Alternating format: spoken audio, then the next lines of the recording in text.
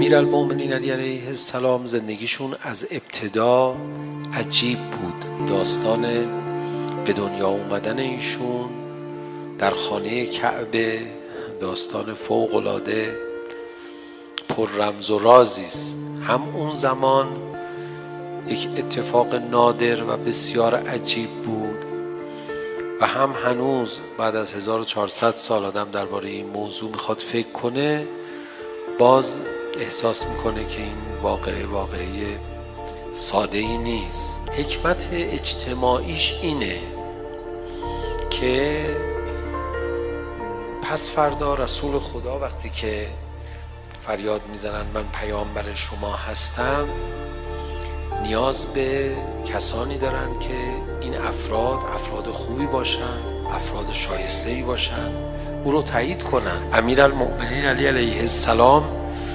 نوجوان نیست، حالا یا 13 سال یا 10 سال از سن مبارکشون گذشته. وقتی پیامبر گرامی اسلام مبعوث میشن، میاد شهادت میده بر نبوت پیغمبر. این باید به صورت یه خبر میپیچید تو مکه که میدونید اون مولود کعبه، اون پسری که معجزه آسا به دنیا اومد، اون فرد ساده ای نیست، او داره شهادت میده.